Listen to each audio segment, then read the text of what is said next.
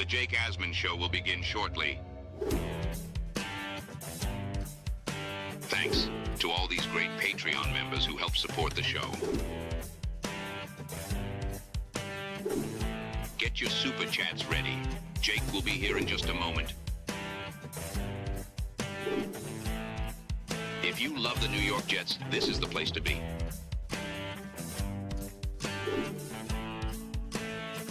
And now, the Jake Asman Show. Mandatory minicamp starts today for the Jets. It is the final offseason activity for first-year coach Aaron Glenn. And then the Jets head into summer with training camp at the end of July. We'll break down what you need to know. It's the Jake Asman Show. Let's hit it and get it started. Man, our Jets are primed to win another offseason, baby. We bleed Jets green each and every day. Will the playoff drought finally end? Kings of the offseason, baby. This is what we do. At least we have Garrett Wilson. We have Breece Hall. Please subscribe and hit the like button below. Super chats, baby. Cut the line. We have Sauce Gardner. We have Quinn Williams. Prepare to be underdogs. Now it's time to talk all things New York Jets. It's the Jake Asman Show. Here we go, here on a Monday. Before we get started, reminder that you have till this Friday to lock in your ticket to join us in Section 129 for Jets Panthers on Sunday, October 19th. Once we get you locked in for your ticket, we'll share information on our tailgate plans with Tailgate Joe, where you will receive a discounted group rate for anyone who wants to join us for Panthers and Jets on Sunday, October 19th. That is a 1 o'clock kickoff. So we're looking forward to doing that. And plus, we've secured 75 field passes. So the first 75 people to lock in a ticket, you will go on the field for a group photo and photos of your own after the game. With that said, let's talk about minicamp. Minicamp for the Jets is technically underway. The Jets have already shared a few photos. Today's like the midi day, or the media day, I should say, for the Jets. They're not actually on the practice field today. And what that means is you have photos in the team uniforms that you're going to see the headshots. If you go to any website that has stats, if you're going to see all the stuff that the Jets put out on the big screen at games, that's where they record a lot of that content today for minicamp. So that's what's happening today. They're on the field, though, tomorrow, Wednesday, and we'll see about Thursday. We've seen a lot of NFL teams cancel that final day and give the players that last day off and do like a team bonding activity or just let them start their summer early. So we will see about that. But we should have some training camp or minicamp observations from either Robbie or Nick, if not both, over the next couple of days. We'll see which practice the Jets will make open for the public, or by public, the media, to consume. They're not letting fans watch any minicamp this year. In the past, if you were a season ticket holder, they might offer you a chance to go watch a minicamp practice. Not this year. Not under Aaron Glenn. So that is one noticeable change from Saleh to Glenn. There will be no fans being able to watch anything from Jets minicamp. So keep that in mind. But today's media day for the Jets, and then tomorrow, Wednesday, maybe Thursday, they're going to be on the practice field. And look, the biggest story to watch is this is mandatory. Last year, whether it was blown out of proportion or not, it was a story with Rodgers not being there, with Reddick not being there. This year, I'm expecting 100% participation from the 90 players that are currently on the Jets roster. So that's the top storyline, right? Making sure that everyone who's supposed to be there is there. I think that's going to be the case. Sauce Gardner and Garrett Wilson, we know, are two guys that, according to Jeremy Fowler, are in contract talks with the Jets on some possible extensions. I would think they're going to be there as a sign of being committed to the Jets and in hoping that the Jets, show their commitment to them. So I would anticipate 100% attendance for the Jets at minicamp, but that's going to be the first storyline, because a year ago at this time, Rodgers in Egypt and the Reddick situation, those were the two top storylines to watch. Now, Aaron Glenn told reporters last week that he likes the team's sense of urgency, while understanding that this is just one of the many steps that you take to get ready for a season, and that applies for minicamp as well. You're not going to get full pads in these practices. That just doesn't happen nowadays. That doesn't happen until training camp. And even then, they ease you in. It's not like what it used to be. So for those curious, I looked up under the NFL guidelines what the actual rules are for minicamp. Players undergo physicals today, and they take all the pictures as well. That's the media day component. But there's no practice. Practices, as I told you before, are tomorrow, Wednesday, and maybe Thursday. 2 practices totaling 3.5 hours on the field are allowed each day. The second practice of the day is limited to walkthrough activities. Helmets but no pads other than protective elbow and knee pads will be worn during the no live contact drills, including work inside the Jets facility. Minicamp can last 10 hours a day to a maximum of 24 hours over the 3 days. So, not what it used to be. The CBA has very strict guidelines that if you break the rules, you could be fined. The coach will be fined. The organization will be fined. We've even seen teams, lose draft picks for violating that. So I would not anticipate anything being violated there by the New York Jets. With that said, here's what I'm personally looking to see over the next couple days.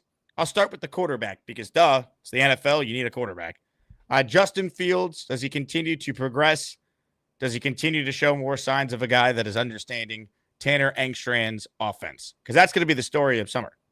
Is he going to be able to grasp the passing concepts that they're looking to add to this offense? To quote Aaron Glenn, allow Justin Fields to play quarterback. Right? The Jets are betting on Fields' upside. They're betting on the fact, without saying it directly, read through the tea leaves, they're betting on the fact that they don't believe he's been properly coached in his career. They think in Chicago he was set up to fail. They think in Pittsburgh they were very conservative with him last year. They treated him like he's a backup. Hey, don't lose us the game. We'll win games with our defense and special teams and game plan. And you know what? You can't blame Pittsburgh for doing that. They were 4-2. That's kind of what Mike Tomlin does. He wins games.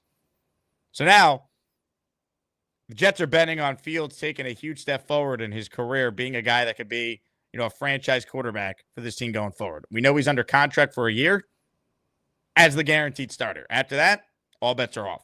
Jets could easily draft a quarterback in round 1 next year. So looking at Fields and looking at his continued improvement in these practices that the media has been allowed to evaluate, that is what I think the number one story is as far as on-field stuff. That, and I'll throw a coaching thing out there too. Last week things got a little chippy during OTAs. Aaron Glenn stopped practice midway through and had to basically calm everyone down. I think you like that. You like that intensity in late May, early June. What happens this week? Any chippiness on the field? We know the Giants actually ended one of their OTA practices because they had a fight, a full-on fight. Brian Burns was involved in that. And he blamed it on the heat, and everything's okay now. I mean, it's football. It happens. But you don't really see it in minicamp all that much, or OTAs. So we will see if there's any chippiness that spills over into, offensive and defensive players needing to be separated. I think the other thing we're looking at too is we go from quarterback of the offense and Justin Fields, right, the leader of the offense, to now the defense. Let's talk about this defensive line around Quinnen Williams. We know Quinnen's the quarterback of the defense. He's the leader. He's the longest tenured Jet. Think about that. I forget who asked this question the other day. I don't know if it was on the air or off the air, but Quinnen Williams, other than Thomas Hennessy, is the longest tenured Jet. Thomas Hennessy is the long snapper. So who around Quinnen Williams now could emerge? We know Jermaine Johnson is still working his way back from the Achilles injury. He's not going to participate in anything until you would think at some point in training camp. Barring a setback, he should be ready for the opener against Pittsburgh. But you got Will McDonald, who looks like he is ready to take another step forward in his career, adding a lot of weight to hopefully make him a more three-down all-around player. Will help the Jets against the run. You got Quinnen. And then after that, a lot of questions. Like we saw Rashad Weaver have a really nice day. Is that just a one-off with no pads on, or is there something there? Can the Jets unlock the litany of defensive players that they have in that defensive line room? Can any of them actually take a huge step? Can Leonard Taylor take a huge step? Are we going to hear anything about him? That's what I think you want to look at, because they didn't draft the defensive lineman. To this point, they haven't signed anyone. So you look at that room right now, and it's Derek Nandi projected to start next to Quinnen Williams, who they signed from the Chiefs. Behind him, last week, I thought it was notable, Steve Wilks singled out Byron Cowart, and he singled out Jay Tuafili, two guys the Jets signed from the dollar store, as we joked, in free agency to add to that room. So you have those two guys with Nandi. Who's the second defensive tackle that emerges? Now, once again, it is minicamp. We won't have the answer till the end of the training camp on that. But, what are we hearing about the defensive line? Because you look at the defense, there's a lot of strengths. There's strengths at linebacker. There's strengths, obviously, at edge rusher, depending on how close to the old Jermaine we see right away. Will McDonald looks solid. But we don't know about defensive tackle next to Quinnen. And corner as well. Brandon Stevens. That's the wild card. We know about Sauce. I think he's going to get back to being a lot closer to what he was his first 2 years. I think Michael Carter will have a bounce-back year, assuming he is healthy. I'm looking at Stevens, and then I'm looking at the defensive tackle that's not named Quinnen Williams. That's what I'm looking at, this week as we get another week closer to training camp. Then, look, I'll throw out the center conversation. I don't believe Joe Tippmann is actually competing for his job, but it's been called a competition. So does Joe Tippmann maybe solidify himself this week as the center? Like, are they actually going to take this into training camp? I doubt that. But that is still, until it's, locked in, that is still something I think we could look at as well. And then let's talk about the offensive line in general. Armand Membu. How does he look? Does he continue to get better and better and better? Not an easy task week one for Armand Membu. Hey, rookie, you're making your NFL debut. Here's TJ Watt lining up opposite you. Good luck. So Armand Membu's got to look good this summer. It's not like it's going to be easy for him week one. And even if it's not Watt going up against him every single play in the opener, on the other side, Olu, while we are, I think, bullish on his potential, and he looked good last year before he unfortunately suffered that season-ending injury. Is he going to be rusty coming off the injury in that opener against Pittsburgh? So that to me is definitely something I'm looking at, just like the development and the growth of this offensive line. Because if this team's not going to suck this year, it's going to be because they can run the football and they can pass protect. They give Fields ample time to make plays. We know he's not the best processor, right? So he's not going to be able to go boom, boom, boom. But if he has a lot of time back there, and eventually if you give any NFL receiver enough time, they're going to get open. Even the worst NFL wide receiver, if you give them 5 seconds to get open, eventually they will. So this offensive line needs to be one of the strengths of the team if they're going to have any chance. Because it's not even just TJ Watt week one, by the way. I mean, Cam Hayward's really good up the middle. Derek Harmon's a nice player who obviously Pittsburgh took in the draft.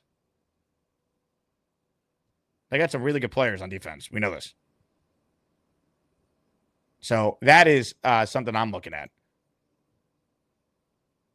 So before we continue with some more thoughts on minicamp, Penn Av Wu writes in, Jets defense ranked 4th last year. Do research before you talked. Penn Av Wu, couple things for you. One, why don't you watch the games? Because if you're trying to tell me that the Jets defense was somehow good last year, you didn't watch the same sport we all did. The Jets defense was not good last year. Sure, statistically, in yards allowed per game, you might be right. They finished either 3rd or 4th. But now look at points per game allowed. Who cares about yards if the team is still scoring? Now look at the amount of times the defense could have made a stop at the end of the game and won the game for the Jets, and they blew it. Don't try and tell me that I need to prepare when I'm talking about the Jet defense. The Jet defense sucked. They stunk. You did not watch the Jets if that was your assessment. They need to be a lot better on defense for this team to have any chance, because while the offense, if they have real coaching, might be much improved overall this year, the reality is if you're expecting Justin Fields to go out there and lead this offense to be a top 10 scoring offense, I don't know if that's a realistic expectation.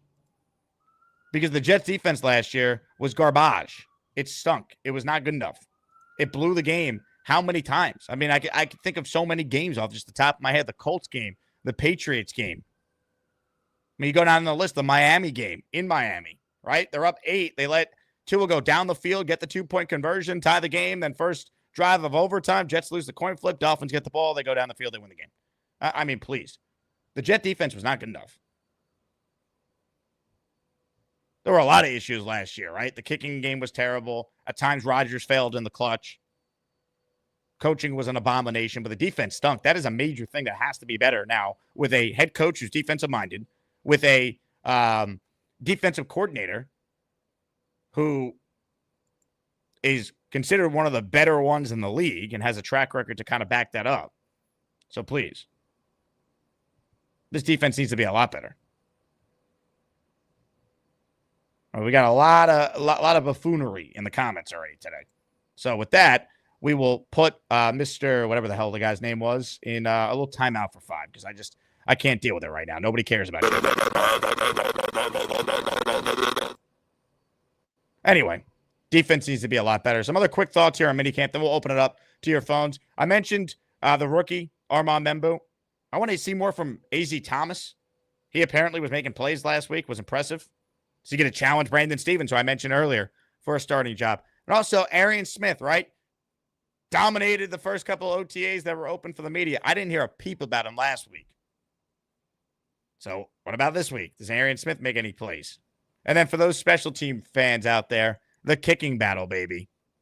That's what I want to see. But ultimately, I want to see this team continue to improve. And no injuries, right? The Jets have been dealing with so many injuries over the last several years, including, if you remember, at minicamp 2 years ago, Chuck Clark on the final play reportedly on minicamp, he tore his ACL and was out for the year in 2023. So I would like to see no injuries above everything else. You want to see no one get hurt. Phone lines open, Gustbuster Umbrella Hotline. Let me remind people, later this week, we have our Asmaniac Raffle. We're giving away, for only the second time ever, a Broadway Joe full-sized autographed helmet. You see the picture of Joe Willie on the screen?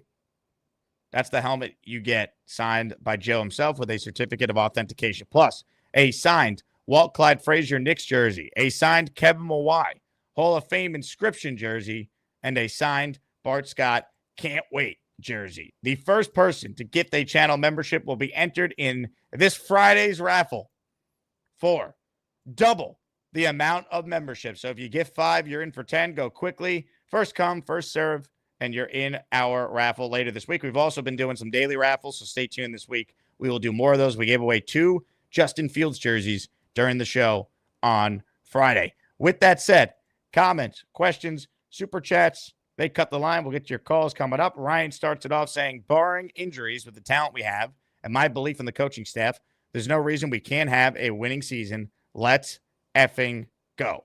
Well, I'll tell you what, Ryan. They could.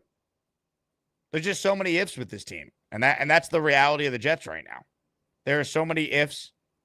If this, if that. If the answer to these ifs is emphatically yes, Justin Fields was developed under this coaching staff. Yes, Aaron Glenn is proven to be a really good coach right away.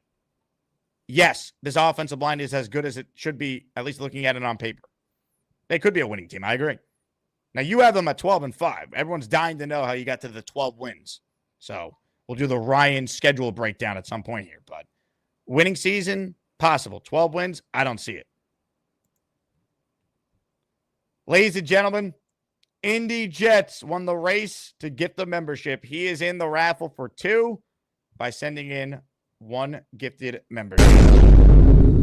If you hear your name called, you received the channel membership from Indy Jets. It went to listener Tom G. Let's give some love to Green Gang 365. He won a CJ Mosley on the show last week.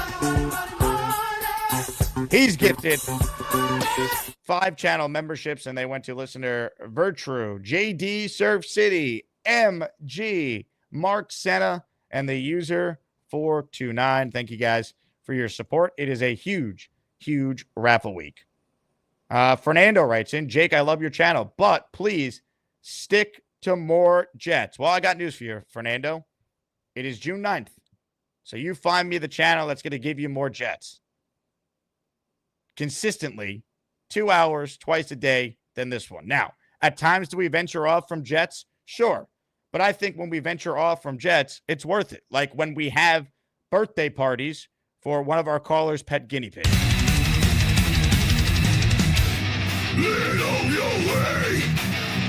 It's your birthday. Party all day with your daddy. Peacebreaker. He's a good guy. Loves you. Takes care of you. Fuck Bobby Beasley. He wants to eat little Joey. Fuck Bobby Beasley. He wants to eat little Joey. Join us on Gator Sports for live coverage of Little Joey's birthday party on Thursday, June 12th at 7 p.m. That's live on Gator Jets, hosted by the idiot Gator McCluskey and his special guest, Beastbreaker 666. Hope you'll join us for this festive and exciting celebration of life. Now that, my friends, that is what you call killer music. You get the fuck out. Little Joey's birthday is Thursday, and Gator has taken upon himself to host the party on his channel. So good luck and happy early birthday to Little Joey. All right, let's open it up. Let's get to your calls. Appreciate all of you tuning in. If you guys could click the like button, that helps, especially in June when times are slow, and subscribe to the channel. Reminder, you have till this Friday to lock in your ticket if you're joining us for Jets Panthers in section 129. The $165 per person for the ticket is about $60 to $65 cheaper than what the actual price is from the Jets. We have a discount because we're doing a group buy with so many awesome Asmaniacs coming out. We'll be in lot E26 for a tailgate.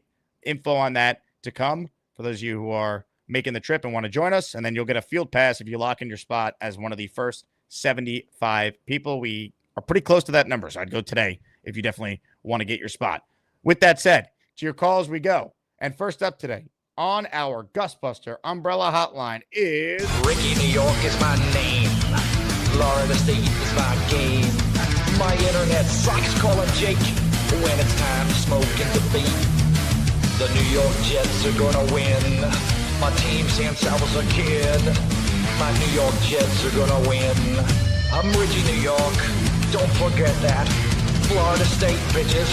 New York Jets. We got this shit. It's time to win, baby. Win. Can't wait. How you doing, Jake? hello, Ricky. How are you? I'm not bad. All things considered. I mean, like you said, it's June, so it's not really the hot time of the year for the news cycle. At least we're not wasting a bunch of time talking about some fictitious Terry McLaurin trade that's never going to happen. It's killing me. So some of the shows where these guys just like go head over heels on these preposterous trades and things that come up. I get it. There's not a lot to talk about right now, but I try to look at everything realistically, and I can't get too carried away on some of the stuff that I know is just not ever going to happen. However, that being said, like you, I've been paying attention to what's going on at OTAs. I would like nothing better than Arian Smith to be a success story. A guy that everybody had rated low, and maybe our guys saw something in him that others didn't. But until the pads come on, we won't really know. Glad to hear AZ's doing good. Nothing that I didn't expect from him, but I'm looking forward to things, man. Like, I think that, the new culture, the new environment that Glenn is bringing, I think it's going to make a lot of difference, between that and, the change in scheme, which just prior to the show, I had just made a video where I was talking about that exact thing. Like that crap that came out a couple of weeks ago about the defense fell apart because it was built to protect leads. Like, I don't know if I've ever heard anybody say that about a defense. It's ridiculous. When you look at defensive stats, it's points per game, yards per game. It's not ever leads protected. Like, why would you have a system that pigeonholes you into it only works in one scenario? Like, it just, that was ludicrous. It didn't make sense to me at all at the time that I heard it. And, I know I'm not going to have to worry about anything like that with Aaron Glenn. Aaron Glenn's going to, A, stop the run, B, run the ball. That's his philosophy. And I think the change in scheme is just going to do wonders for, this roster. We've got talented players. And, a couple of years ago, we thought we were only a couple of pieces away. And, so we brought in Rodgers, brought in Devontae. It didn't work out. But you know what? I don't think we need some superstar that's in the twilight of their career to swoop in here and save us. I think we just need the guys that we have to collectively play as a unit, play as a team, not a bunch of individuals. And I mean, God knows, if we can win 7 games with Zach Wilson, I see no reason that we shouldn't win at least that many with better coaching and Justin Fields. It's possible. I think the key is with that Zach Wilson year, look how good the defense was, right? And look how good Greg Zuerlein was. Like, he was the most accurate kicker in the league. So, like, that needs to be better if you're going to try and win a lot of close one-score games, where the Jets lost every close one-score lead. In fact, they led the NFL in blown fourth quarter leads. Their defense protected built leads. They had leads in the fourth quarter and still blew it. So it was the biggest crock of what that some person associated with the Jets used that as an excuse for why the defense stunk last year. Yeah, I mean, and trust me, like, I definitely drink the Kool-Aid every year, like always, and I can find a silver lining on almost anything. But our defense did not play up to standards last year. And I'm not going to hang my hat on, well, at least we kicked the Texans' ass 2 years in a row, because other than those games, which for whatever reason, we seem to dominate Houston when we play them, the rest of the year last year was a shit show. So I don't know. But I really honestly believe the change in coaching, the change in philosophy and scheme, I think is going to do wonders for us. And the other thing is we don't just have like a new coach and a new GM. Like they've made front office changes. They've made changes from the top down. And I don't know if we've seen this much turnover, back since the Parcells days.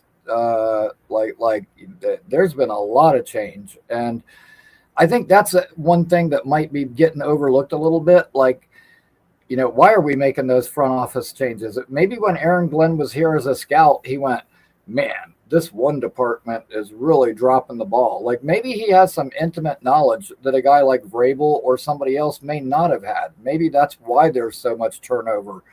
And you know what? What we've been doing hasn't been working. So the way I look at it, change can only be a good thing. I think brighter days are ahead. It's the dawn of a new day in Florham Park, and get ready because we're going back to the late 90s, early 2000s Jets of winning all the time and being in the conversation every year. So everybody get ready. Go Jets. You get the fuck out. Love the optimism on a Monday, Ricky. I hope you're right. I hope you're right because you really want this to work so bad with Aaron Glenn. Be an amazing story. And he's someone that wanted this job. Call it the dream job. Crazy enough to say that about the Jets. So you want it to work. JR Jet with an Asmaniac super chat. He's been an Asmaniac for 21 months. Boom. Nothing wrong with warming up to this regime. After years of disappointment, followed all-out buy-in. I agree. I think this new regime deserves a chance. There are some people who are just like out on them, and it's like not fair. Like they haven't played a game yet, right? Like I'm skeptical of any first-timers coming into these jobs because that's what the history, especially the recent one, for this organization tells me. But I'm not going to sit here and say it can't work. I'm also not going to sit here and believe they're going to win 9 games right now, make the playoffs. But hopefully they do. That'd be amazing. Who wouldn't want that?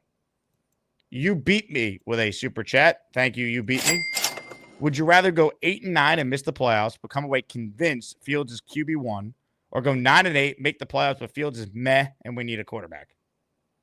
Well, I'm assuming when you wrote convinced in all caps, it's like Not like what Joe Burrow did last year. He was amazing, but they missed the playoffs. But like he had a year that was like awesome, and you're like, we got our guy. I think I'd rather that, to be honest. Right? Because 8-9 would still be more games than the Jets have won in a decade. And we feel like we have our quarterback. So then it's like we're the Lions 2 years ago when they actually went 9-8 and missed the playoffs on tiebreakers, and then took that huge step forward, and they were in the conference championship game the following year. And this past year, they were the 1 seed. They got upset in the second round, obviously, but they had a great regular season. They won 15 games, right? So I rather the 8-9 and miss the playoffs if I'm convinced without question we got our quarterback. 9-8, making the playoffs. Well, I guess the follow-up to that would be is this. Like when you say 9-8 make the playoffs, are we one and done in the playoffs? Or are we going on a run? Right? Like Sanchez was not great as a rookie, but I wouldn't trade him being awesome and feeling like we got our guy for the run to the AFC Championship game that year. And then the following year. So I guess I would need to know the context of what happens once we make the playoffs. If we're one and done, I'd rather 8-9 and feel like we got our guy in Fields. I'd feel like we have our guy in Aaron Glenn and Tanner Engstrand as the play caller and improve this roster and really try and go for it in year 2 with Fields and Glenn together. That to me makes more sense. But if you tell me, hey, they're 9-8, they sneak in and they go on a run to the championship game, I'm not trading that for anything. Shout out to Connor Long who's in the chat. Connor, great job with the Saturday show. Hope you guys tuned in. Connor was awesome. Ryan writes in, same old Jets are gone. The new era is upon us. Hashtag Glenn is the guy. We can only hope.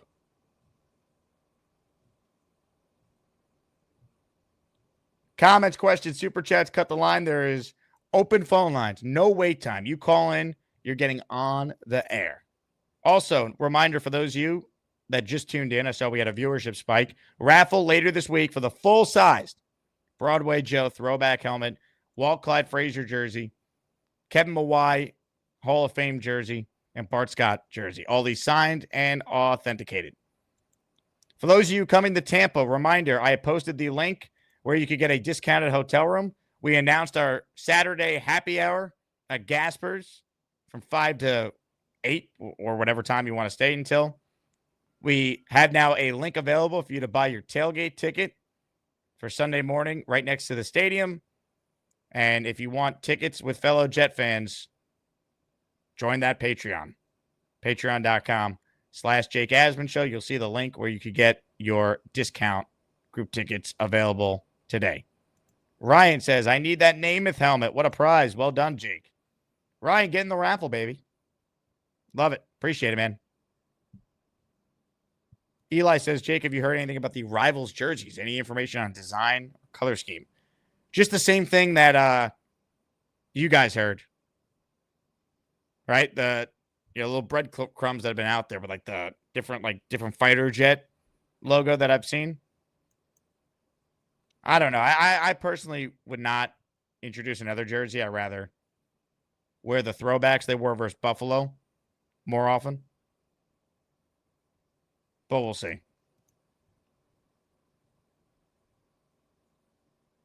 Chicken says, at times Rodgers failed in the clutch. LMAO, when it mattered, he sucked. In garbage time of the season, he had padded stats. It was horrible when it mattered, and season was still alive. I don't know if that's true.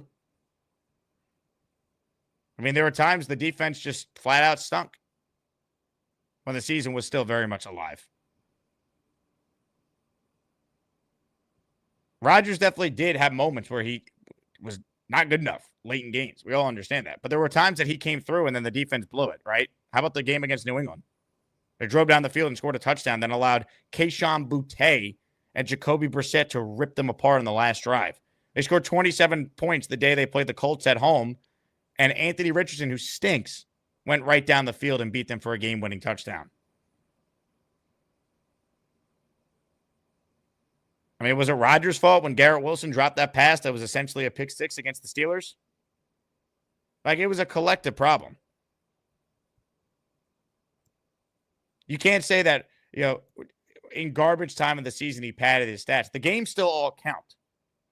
The Jets blew the most leads in the fourth quarter, which means you had to have been good enough in the first 3 quarters to get to the lead with the fourth quarter. It wasn't like they were just getting killed and then, oh, here comes Rodgers now throwing and putting up yards and points. That's not what happened. The games were close. That's what made last year, on top of the heightened expectations, excruciating to watch because they were not getting killed in most weeks besides what, Arizona and then the last Buffalo game. Most of these games were close. Like they set a franchise record in blown leads in the fourth quarter. I believe so much of that is coaching.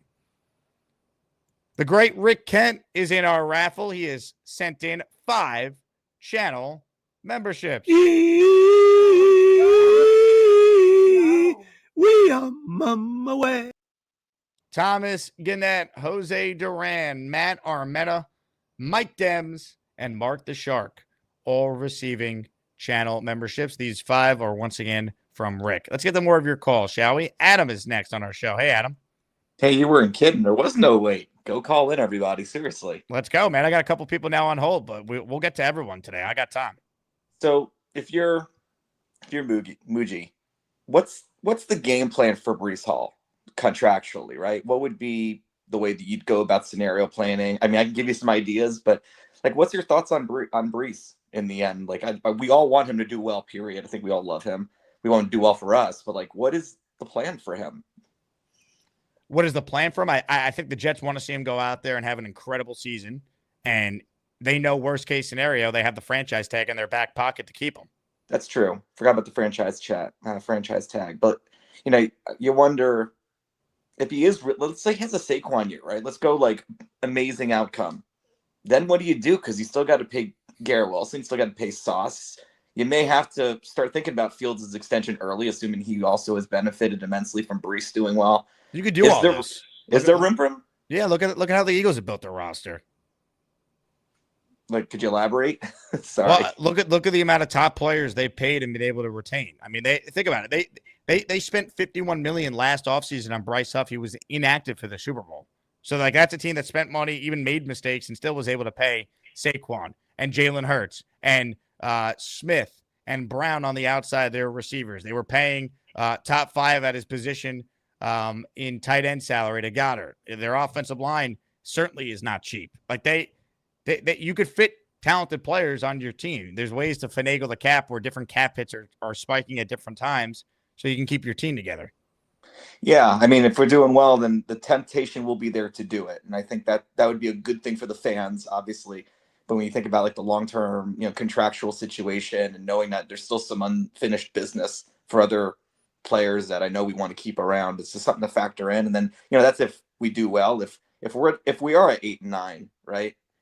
Or if we already have a really rough first half, which is possible, then I was just thinking, I forgot about the franchise tag, so you have to forgive me, but like, could we do an Aroldis Chapman trade that the Yankees did, 7 years ago, where you trade him for half a season, then you sign him back, basically. You're saying with Breece? I don't see that happening in football. I can't think of any times that's ever happened where you trade a guy and then you bring up, because the team that I'd imagine the team that's acquiring Breece Hall, he's obviously having a good season. I think they would have plans of keeping him if you're going to trade capital for a running back midway through the year.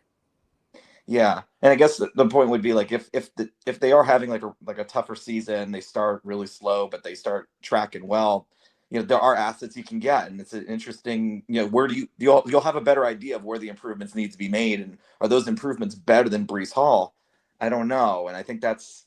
I'd like to keep how Breece. Plans out. The only way you trade Breece is if you're having a terrible year, he's not in your plans. But if you're in the mix around the trade deadline, I wouldn't trade a guy who I'd imagine is a focal point of the offense that's allowing you to stay relevant, because I don't anticipate Justin Fields, being this dynamic passer. I think in conjunction with Breece, this team is going to have a really good running game if they're going to be a good team. Yeah, but I also want us to pay attention to RB2, RB3, because I think Braylon Allen could also have an improvement year over year. Isaiah also could really do well. So, I mean, it's not like our RB roster is that bad. I think it's quite good. The question is going to be, how much are we going to keep trying to make Breece look great? And hopefully he will perform. But if he doesn't, then, what are we going to do to really assess the other running backs on the roster? Because I think there's a lot of talent there too. That could fill in any kind of weakness in a particular part of the game. So we'll see what happens. But I just think that it's interesting about Brees, and I don't think there's an easy answer until the season plays out. But it was cool to hear your idea of how you would look at it. Yeah, I definitely don't see any scenario where he's traded and then I know they bring him back, but not likely. I do see a path where he's dealt at the deadline. I think the Giants made a mistake not trading Barkley a few years ago at the trade deadline. Right, it was clear they had their set price; they were not going to budge. They let him go for nothing. At least they could have justified that move if they got a second-round pick or something at the deadline from a contending team for Saquon. Yeah, I think he's the toughest asset to identify when it's all said and done. And also, actually, you know who's after that? AVT. I think we haven't talked a lot about AVT and what we're going to do with him. I mean, he's a critical part of that line that we're trying to keep together. Yep. But, is he going to be able to earn himself an extension with the Jets? What is his trade value for that matter? Guards could be high in demand at the deadline too. So not really sure. It'd be very interesting to see what happens there. Good call, Adam. Appreciate you. I think AVT is interesting because when he plays, he's really good, but he's had the injury problems. Can he go another year this season healthy? If he does, I'd probably try to keep him. Like his versatility, he's a team-first guy. I think he's going to be another guy, and we see this with athletes. Coming off the Achilles, he'll be better in his second year. So I want to keep this line together, assuming they're good. So I would pay AVT if he has a good season. Ryan with a super chat. Let this be my winning entry. Happy Monday to all my Asmaniac brothers. I will be here every week on our path to the playoffs. Ryan, I have you down in the raffle for 2. Good luck. Yes. We got some top prizes this week, baby. Bart Scott signed jersey. Kevin Mawai Hall of Fame signed jersey. Walt Clyde Frazier signed jersey. And our full-sized Broadway Joe helmet. Raffle is projected to be on Friday. Let's say hi to Josh, who's up next on the show. Hey, Josh. What's going on, Jake? What's going on, Josh? I'm here to propose a preposition about the receiver room. Okay. So I think the problem is that we all know Garrett Wilson's the wide receiver 1, and I would easily say 4 guys that can all be in the mix to get the second most targets. I'm going to come out here and say that it's going to be Corley and hope that my wishful thinking gets put into effect because we haven't seen Arian Smith at the NFL level. Malachi Corley's been nothing but undercoached, and obviously he made that big mistake, but I think time's up on that, right? We're at the start of the season. We're going to be approaching the year anniversary of when that happens. I think you have to put that in the review mirror with the new regime. I think Corley has to come in here and prove himself. I think he will with a chip on his shoulder, and I think he is close to a 700-yard receiver this year. I think Malachi Corley, his roster spot is very much up in the air going into training camp. First off, he's not even apparently healthy right now. So I don't know how severe his injury is. Yeah, he hasn't been practicing, so he's dealing with something. The Jets don't have to disclose what injury he has because by NFL rules, they don't have to until you get to not game mandatory. week. Right. So I don't know. I think Malachi Corley, I mean, they drafted Arian Smith, who sounds like could do a lot of what we all thought Corley would be able to do last year. So I'm not banking on it. Yeah, but then when you look at it that way, it's just crazy to think that a second-round pick from a year ago, we're already talking about him going out the window. Third, but first pick of the third round. And they tried to trade up for him in the 50s last year, they said. So that would have been, a middle of the second round selection. So they obviously were very high on him, but everyone who was high on him is not with the Jets anymore. Right. So let's see. It's all on the new coaching staff to get him into something. But man, what a waste that would be if he can't. Yeah, I mean, they have in their history screwed up the day 3 wide receiver pick as much as any team in the league, I'd imagine. Well, here we go with Arian Smith. So. Yeah. Well, hopefully he's different. And maybe Arian Smith will be different because usually we like the picks that the Jets make on day 3 and then they end up stinking. But but a lot of Jet fans thought that was a bad pick at the time. So it'd be kind of ironic if he goes out there and is actually pretty good.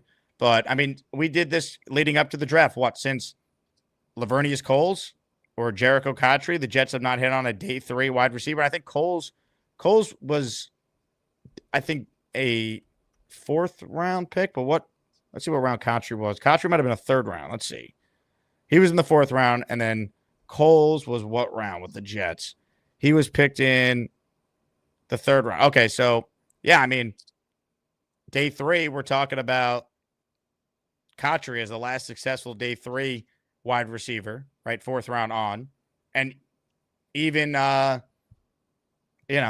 even Lavernius Coles, 3rd round, at great value. It's been a while. I mean, someone or Quincy Enunwa, he was a 6th round guy. Unfortunately, it didn't last long enough. Injuries prevented that. So you want to count Enunwa, fine. But even the one we could point to that was pretty good in the 6th round, great value, he couldn't stay healthy, unfortunately.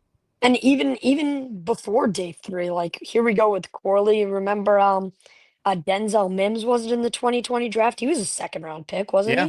he? You go back even Right. further. Stephen Hill, Devin Yeah. Smith was a 2nd round There's a pick. right. I mean, this Jets team historically terrible Elijah Moore was drafters. a 2nd round pick. Right, Elijah Moore. I forgot about that. What did he last? A year and a half on this team? Yeah. Not even. The most selfish player one can be, complaining about his lack of catches in the middle of a 4-game winning streak in 2022. Right, and then obviously bringing in Mike Williams to have him 10 catches and trade him at the deadline for a bag of peanut M&Ms. I mean, Yep. let's hope this receiver room can get something going. I'm really hoping it's Corley because we invested a lot in him, and I think there is potential there. But I honestly would not be surprised at all, Jake, if the Jets let him go and another team elsewhere can unlock his potential because it's down there somewhere. Let's see if the coaching staff can get it out of him. Yeah, I think he's got talent, but we're also talking about an undersized player that has a very unique skill set that maybe doesn't translate necessarily. Like, that's why he fell. Like, if he had the physical traits, the height, he'd be a 1st round guy with the numbers he put up in college, but he's a lot smaller, and you need a very specific role for someone like him. But do you think it's a problem that they basically went same prototype with Arian Smith? I think they clearly have a belief in Arian Smith, and while Corley is fast, Arian Smith is one of the faster players in the NFL. That's why he got drafted. Right. Didn't he have the fastest 40 time in the whole draft this year? I definitely out of receivers. One of the fastest. I don't know if he was the fastest, but I mean, he's got 4.3 speed. Right. So, I mean, if you can unlock his skill set, hopefully that plays well with Justin Fields and his ability to extend the play. So we'll see. Jake, appreciate you taking my call. I'll tune into the later show. Is it finals week, Josh? Where are we at? What school right now? It's finals. We did bio today. You know, I went in there with not a ton of studying done because I had a busy weekend. Okay. But you know, I walked out of there with confidence.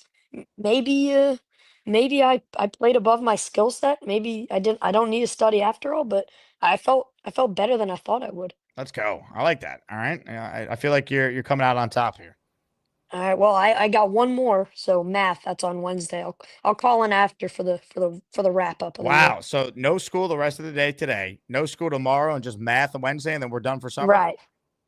We're out for summer Wednesday afternoon. I do have a project that I have to submit virtually on Tuesday, but I'll be calling into the show. That project can. I love it. I love it. Josh, keep up the good work. All right. Thanks. See you, Jake. Josh checking in live from finals week. Incredible. Black Gypsy with a comment here. Our defense was the main reason we lost games. We sucked on defense, couldn't get turnovers. Yeah, I agree. Defense and coaching. You could say the coaching contributed to the demise of the defense. It was also on the general manager. He did a terrible job. Did a terrible job with the defensive line. And some of it was unfortunate injuries, right? Losing Jermaine Johnson in week 2 was a devastating injury. Losing C.J. Mosley, I think, hurt the communication and the leadership for that unit. They were not in sync. There were so many coverage breakdowns. Finger pointing. I think while Sherwood had a really good year, I think C.J. Mosley being out there would have helped with some of that. And he's the guy with the green dot. He's the defensive leader. He's the captain. It was a mess. Defense was not good. I don't care what the yards per game allowed were. Watch the games. Incel Allen says, defense is still an issue to me. I don't see much added. Well, I think there's talent there. I think the defense regressed because of poor coaching and Salah being fired and that ripple effect of then Obrick being the head coach in D.C. It was too much. He admitted when he got the Falcons job, they asked him what he'd do differently. He said, I would have gave up defensive play calling. I would have designated it to one of my assistants.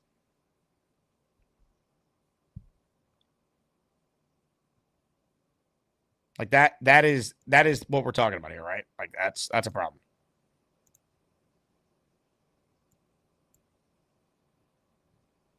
Ricky NY says, can't wait to see everyone in Tampa. Make sure you go to the Saturday meetup too. That's right, Ricky.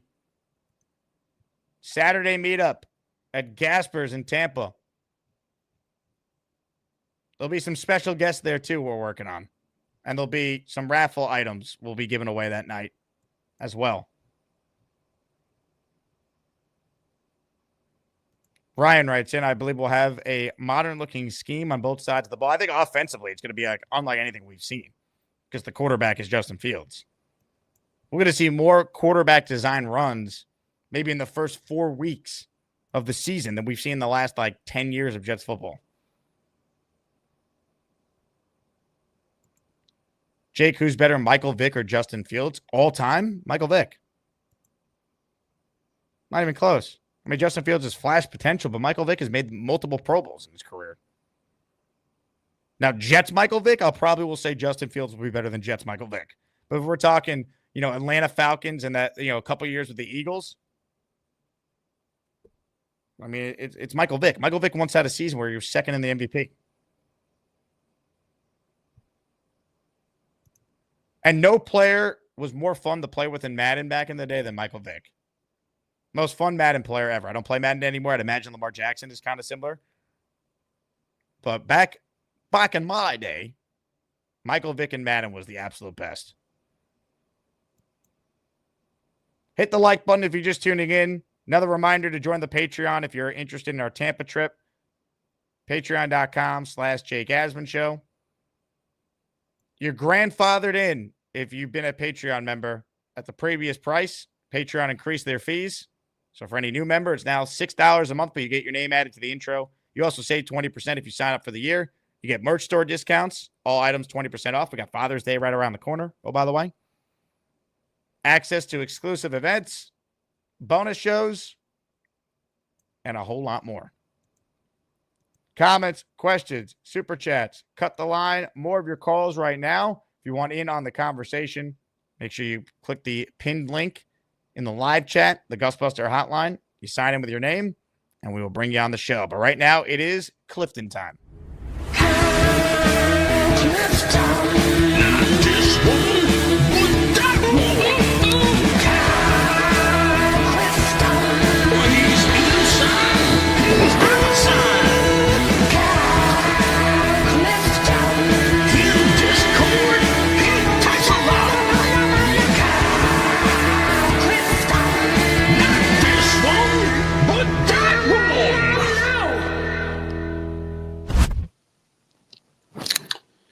I'm taking a page from the big fella's playbook today. Belly on the bed.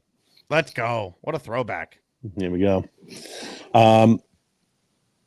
I feel like I took acid during the Parcells era when I hear "Can't Make the Club in the Tub" in regards to Malachi Corley, and now I'm getting a flashback. It's true. He's got to show something this year.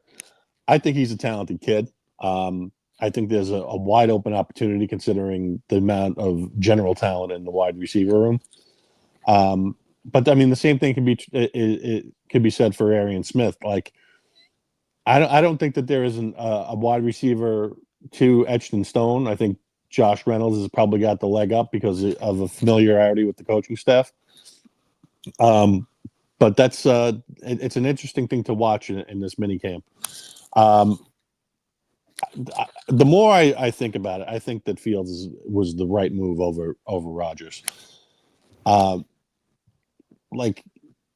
want to catch that lightning in a bottle. You want to see if you can shorten your rebuild by getting the younger guy. And I think that all that Rodgers proved is that the team wasn't exactly where we thought it was going to be when we thought we were ready to compete for a championship. And, I think that's going to be proved out again here in Pittsburgh. Like, if they think that Rodgers is going to be the element that puts them over the top, I think that his decreased mobility and his lack of willingness to throw the ball downfield are going to disabuse them of that pretty quickly. That's my initial football thoughts this morning. I got to tell you, I got the fear of missing something pretty bad with these promos for Tampa. I went there probably about 15 years ago. I think we stayed in Clearwater at a resort, and we had to kind of travel quite a bit to get to the game. but Tampa's a good time. I think you guys are going to kill it out there. Change your mind, Mr. Clifton. We'd love to have you down there. I'm still struggling to get my act together with my constituency for the October 19th game, but hopefully that'll come together in the next day or two. I appreciate your time, Jake. Kyle, good call as always. I think it's going to be real interesting when you've heard Glenn rave about Fields. You heard Engstrom when he spoke talk about all the extra stuff that they're learning about him has been impressive. His ability to understand, his ability to lead. They know about his physical traits. We got to hope that that translates now. Once again, I mean, without saying it, when you say, hey, we don't think he's ever been able to play quarterback, you're directly saying that you don't think that he's been coached properly.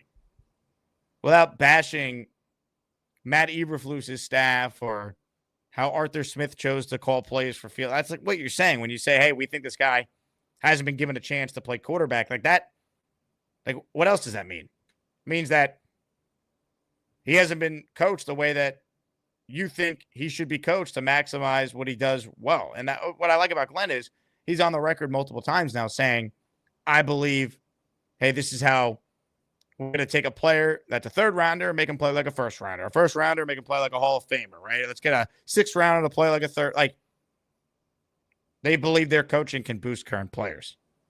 And it's refreshing to hear that. But now they actually got to do it, if that makes sense. And if they do, I'll really start to believe in this regime because, enough said.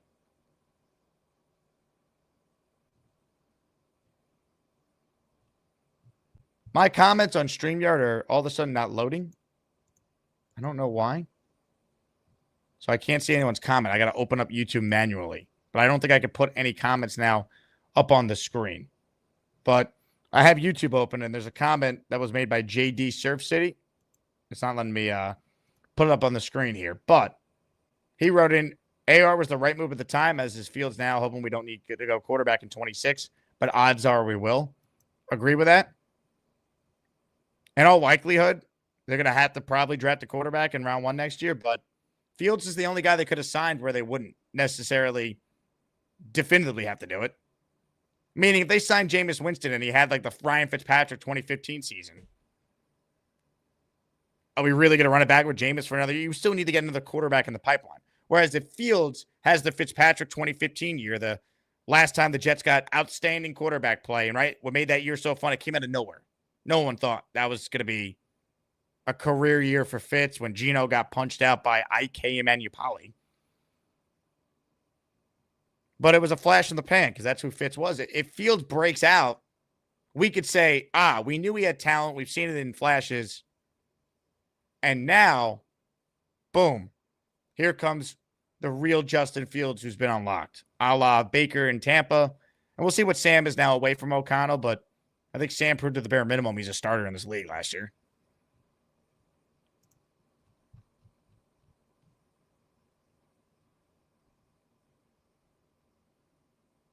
David wrote in the schedule was incredibly soft that Fitzpatrick year. It was. And the Jets took advantage, though. But they beat the Patriots the second to last game of the season, and they were a great team. So you still got to beat good teams along the way. The Jets just failed to get it done at the end of the day. They blew that game in week 17 against the Bills.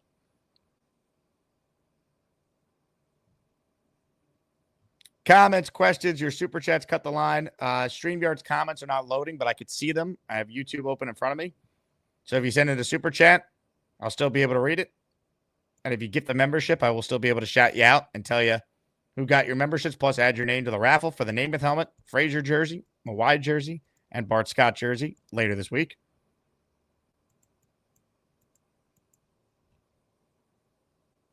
Gustbuster Umbrella Hotline remains open. So let's squeeze in another call or two before we start to wrap up. Let's head to the lair. Right now, we're getting some gabagool. If you really want some gabagool, you got to come get the gabagool. Catch you later. Beast, how are you?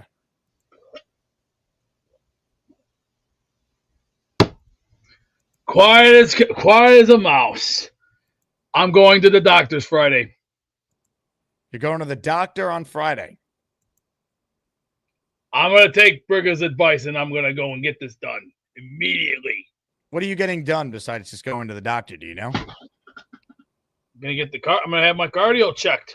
Okay. We get this checked, and then on Thursday, blood work has to get done. So you're doing the blood work Thursday and then the doctor Friday. Yep. So 2 and 2. So 2 big trips to the doctor's office for Beastbreaker. Hey, I'd rather do this now. I'd rather worry about my health. It's more of a, more efficient and get it done and get it over with. And I want to see our boys go 13-4. I'm not going any further than 13-4. We'll lose one to Buffalo. I know that for a fact because if we go to their house, they're gonna punch us in the nose. But I think we're gonna kick the crap out of the Patriots because they have no team, no franchise, zero. No franchise. They don't exist. They're zero. They're weak. Come on, they're weak. You see how weak they are. Dre Make, are you kidding me? That guy has no arm. He's gonna get smashed. And you know what I mean by smashed? I'll give you a picture of smashed. This is how smashed this boy's gonna look. Don't screw with me, boy. Now you know what's gonna be good for you. Now, Beast, are you going to be healthy enough to celebrate little Joey's birthday on Thursday, though? Damn right I am.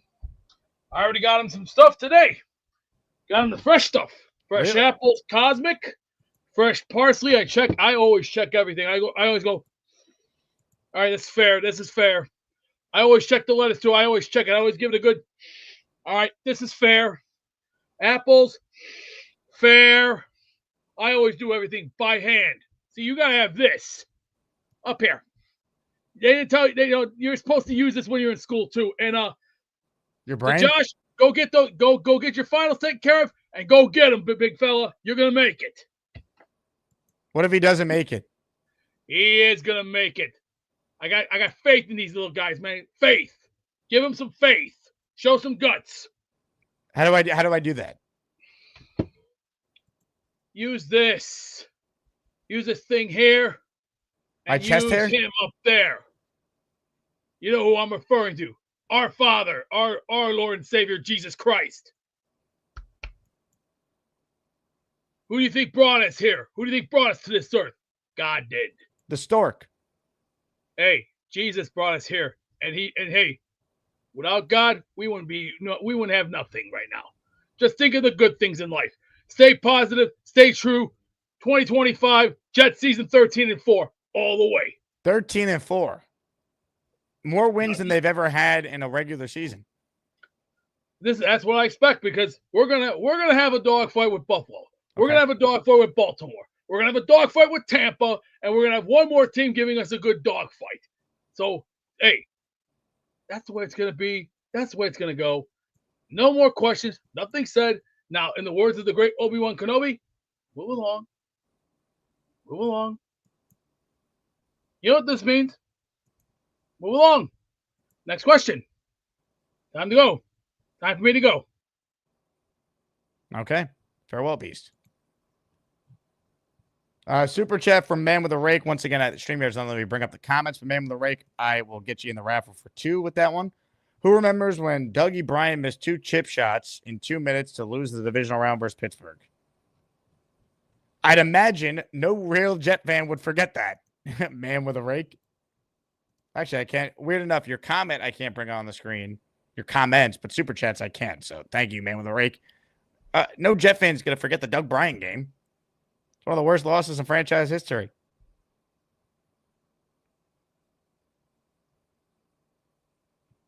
A lot of pain.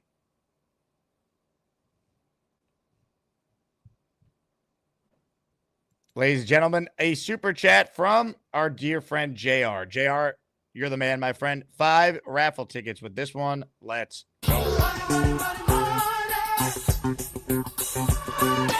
See you in the Bronx on the 29th. That's right. We still have a couple tickets left for any Yankee fan or just Asmaniac who wants to hang out at Yankee Stadium with us on Sunday, June 29th.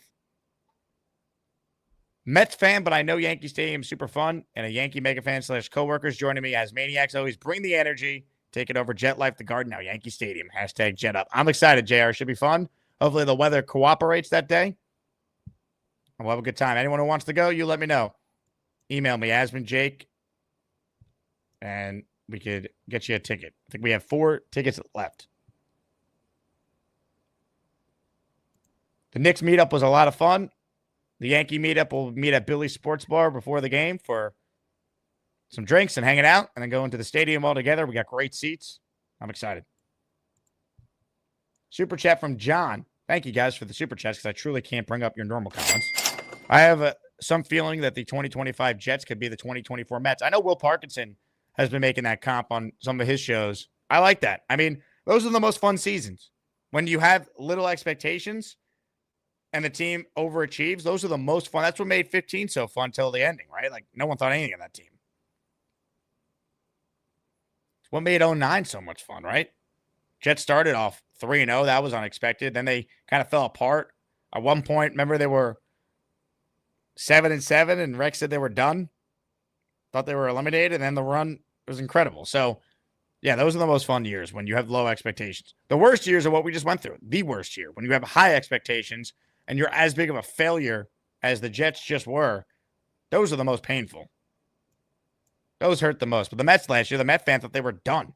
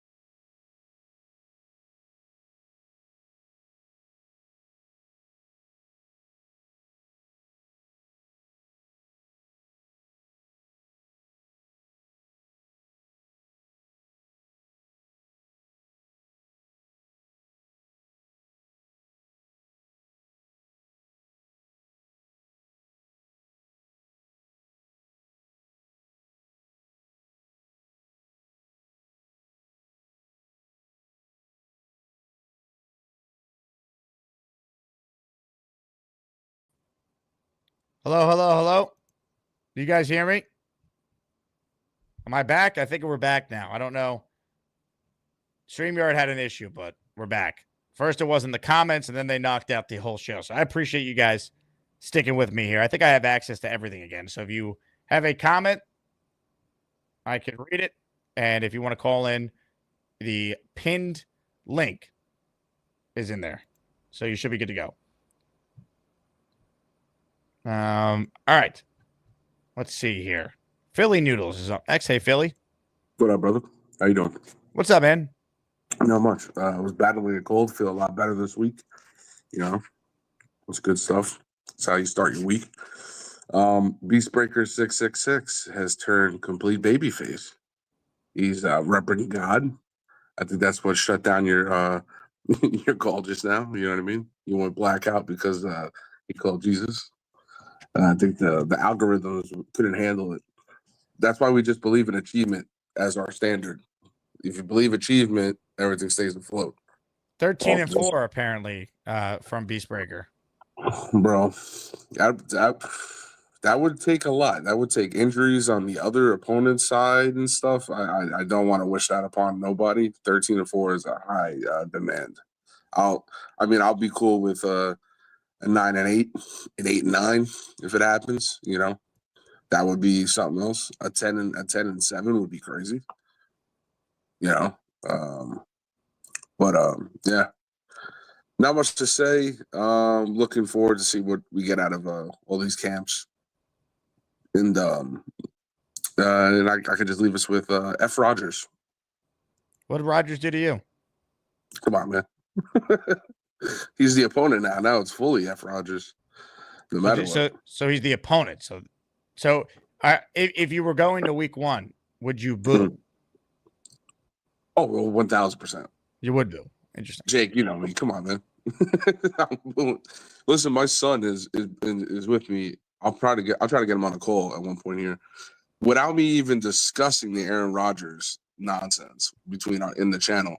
He comes up to me and we're just talking about it. I'm like, you know who our quarterback is? He goes, well, I know it's not Aaron Rodgers because he sucks. Dude, I did not teach him any of this in the amount of time that I think you poisoned his mind. You get the fuck out. You should tell him that the Jets sucked long before Aaron Rodgers, and unfortunately, probably going to suck long after Aaron Rodgers, at least this year, unless the Jets are one of the surprise teams in the league. David says, Jake, what? When Mangenius took over, we had low expectations, but he built a good roster, except quarterback Favre going down. There were a lot of great expectations. I had great expectations from Rex. I don't think you had great expectations in year 1, David. You thought the Jets were going to go to the AFC Championship game with a first-year coach and a rookie quarterback? In 2009, I didn't. I think 2009 was about, hey, let's see what Sanchez could do. Remember, he was the starter right from the beginning. There was some thought when they drafted him, maybe they start Kellen Clemens for the year. But it became pretty obvious Sanchez was going to be their guy. And I think maybe we thought the team could be decent. I don't think you thought they were going to be a championship contender, which they ended up being. I think that was the point.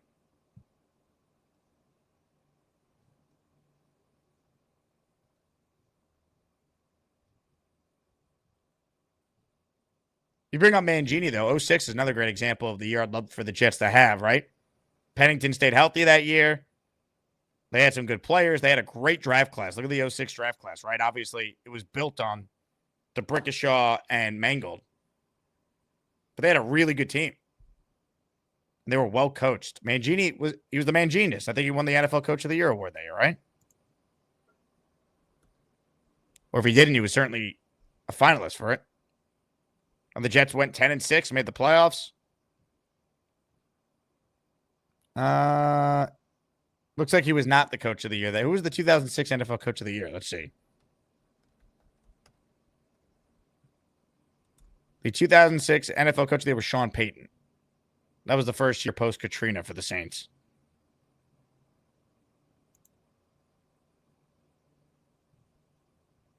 Here's how old we are. That was the 2006 Motorola Coach of the Year. Remember Motorola? Peyton took over a 3-13 Saints team in 2005, and they were 10-6, and they won the division. The other finalists were head coaches Eric Mangini of the Jets and Andy Reid of the Philadelphia Eagles. I remember Mangini was a finalist. Kevin says, anyone else went black? Kevin, you're watching the show on delay, so when you get to this part of the show, you'll see that we figured out the tech issue, and we're back and up and rolling. Big fella, Kellen Clemens was so ass. He was terrible.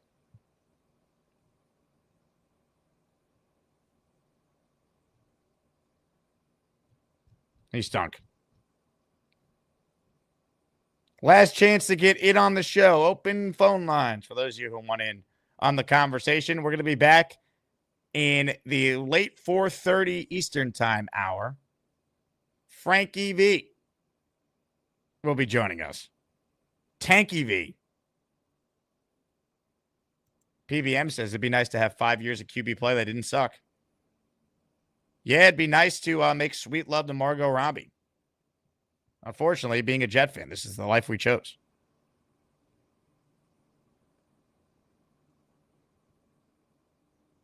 Big fella's son was 1 that year, and now he's a rising junior in college.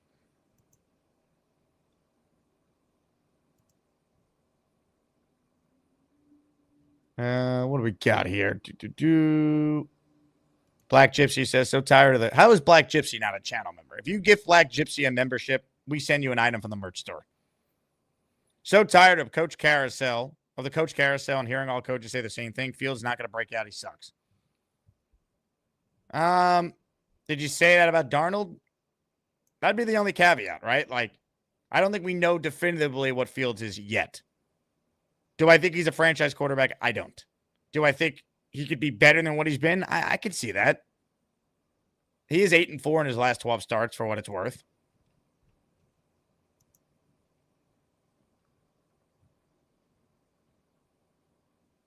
PBM says, I didn't choose this life. I inherited it from my dad. Me too. But unfortunately, this is the life we're stuck with.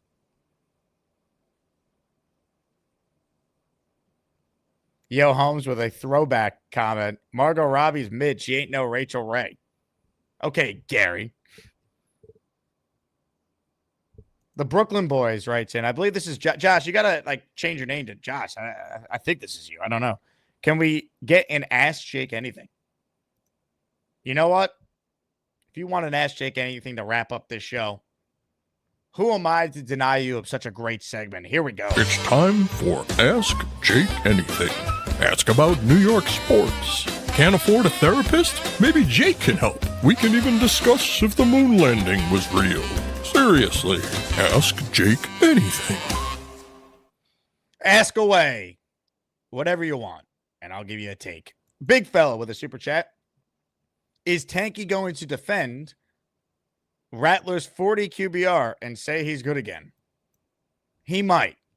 Frankie's a loose cannon. I can't guarantee you what he's going to say, good or bad. I'll tell you what. It always leads to some entertaining content. Thunderlips, what was the last concert you went to? I saw Journey at the Houston Rodeo in March, and they lasted for 3.5 songs before the sound speakers blew out underneath the stage at the rodeo, causing an electrical fire and shutting down the concert. But that was the last concert I went to. Unless we're counting like a Knicks playoff game when they have like someone perform at halftime, which I will not. Eric, will the Knicks regret firing Tibbs? Yes. Favorite bar in Ithaca? Mooney's. Boomtown. Jake, what are you wearing to little Joey's birthday party? Nothing. Matthew writes in, Jake, I keep getting timed out by your mods. What should I do? No, you got timed out by me, and I just did it again, Matthew Smith. You bum. See you in 5 minutes.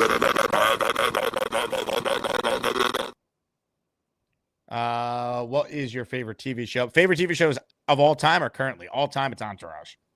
Currently, I'm not really watching a ton of TV. What am I watching? I guess, I like White Lotus. I watched that. House of Dragon wasn't a good season, but I like that. I don't watch a ton of current shows. Zach Asman, how was the camp reunion? Spectacular. Eli, Jake, do you golf? Mini golf, sure. Actual golf, no. PBM, what team has let you down the most? The Jets. Because I care about them the most. Did I refer to White Lotus as Locust by accident? I meant Lotus. Favorite Jet ever? Revis. Matt from L5. Why wasn't Zach at the camp reunion? He was too cool to join us, Matt. Very sad. Favorite utensil? I'm going to go with the fork. Who are you rooting for in the NBA and NHL series? I mean, NBA is easy. I'm rooting for the Thunder. Hockey, I'd like to see Canada win a championship. I'd like to see McDavid get one. So I'm rooting for the Oilers.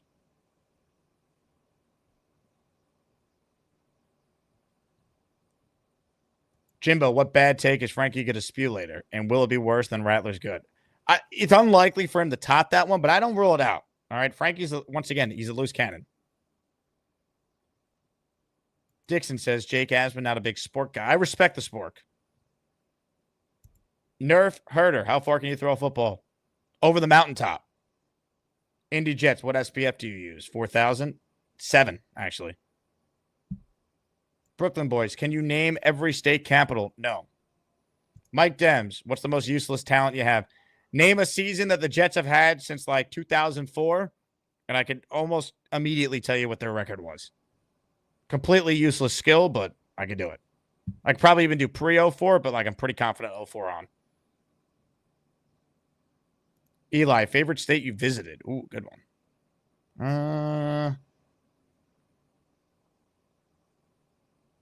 I'll say Texas. A lot of cool cities in Texas. Who do I want as the Knicks head coach? I mean, if the kid stuff is realistic, I'd take him. He's been to a finals before. The star player on the team has respect for him. But it's funny. People complain about Tibbs not playing the bench. Have you seen how Jason Kidd does things? Grass ain't always greener, Knicks fans. They're going to regret getting rid of Tibbs. Hopefully I'm wrong, but it's the Knicks. Gator says, if Rodgers goes to the Super Bowl, if the Steelers go to the Super Bowl with Rodgers, would you root for them no matter what team they face, or is there an NFC team you'd pull for over them? I mean, if the Lions were in it, I'd like to see them win. Or any other, like, tortured franchise. But I hope Rodgers does well. I have no ill will towards the guy. Mr. Bonesy, have you seen the TV show Lost? I have not seen it. Peter Castro, where'd you go this weekend, Jake? To the Poconos. Peter. Yo Holmes, favorite restaurant in Manhattan? Hillstone. Jake Quest, Jake, 1 Jets championship or 10 championships for you? 10 championships. Come on, man. 10 championships? I love the Jets. But 10 you know how hard it is to win a champ? I've seen 1 championship in my life rooting for my teams. I don't count the late 90s Yankee dynasty because I didn't get to enjoy it. I was too young to know what was happening. I was a Yankee fan then. My kindergarten stuffed teddy bear for the Subway Series was a Yankee bear, so I knew I was rooting for the Yankees then, but I don't remember. 10 championships, you kidding me? For the Knicks, Yankees, and I get to see some Islander Cups? Yeah, I got to go with that. Now, it'd be an interesting question if you said like 3. Like your other 3 teams all win 1. Then I'd have to think about it because the Jets are the number 1. Big fella, 5 Guys or Shake Shack? Great question. Shake Shack. 5 Guys, I think it's good, but it's too expensive for what you get. Boomtown. Will Gary call in later to talk to his man crush, Frankie V? I don't know. I hope so. Kyle Clifton wants to know, how do I get Mrs. Clifton to notice me? I think you got to put on some sexy Kyle Clifton lingerie, and that ought to get it done, right? Nick says, favorite game you witnessed at MSG? Either Game 4 against Boston, Game 6 against Boston this year, or Game 2, or the Dante DiVincenzo shot last year.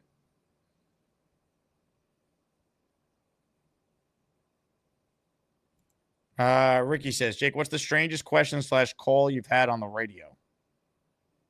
Ooh, great question, Ricky. I got to think about that. I remind me later, Ricky. I got to think about this. I don't know. I've gotten some weird ones.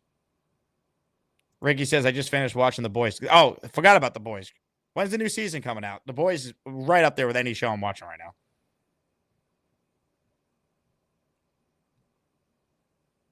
Peter Castro. Jake, what did you do in the Poconos? Gambled, drank, and attended a camp reunion. I gambled with George Santos on Saturday. It was wild. He's going to jail in July unless he gets a pardon. He owns property in the Poconos and happened to be at the casino with us. Absolutely wild experience.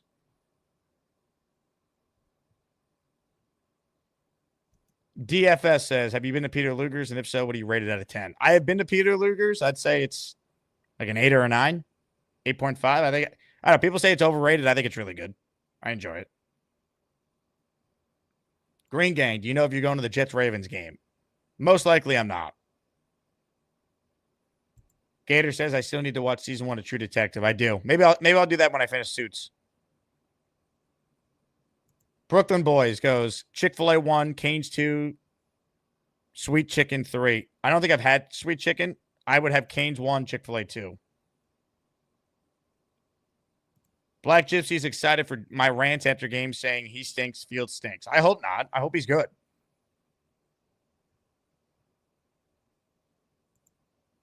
Peter Castro, who's your favorite Yankee? All-time Jeter, current Judge. Call me boring, that's fine. Or current either Judge or Luke Weaver. Love Luke Weaver. Eli says, best call is Mets 2-1-2-8. Well, that was on this show. If you mean this show ever, I mean, have you seen some of these calls I've taken? If you're talking on radio shows I've done, I have to think about that. Nick says, did you like The Sopranos? One of the best shows ever.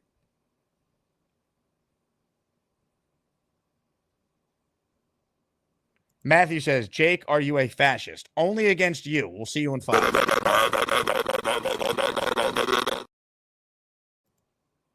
Ooh, great question from Ryan here. Ari's wife or Dana Gordon? Yes. I think I'm going Dana Gordon, though, as crazy as that is.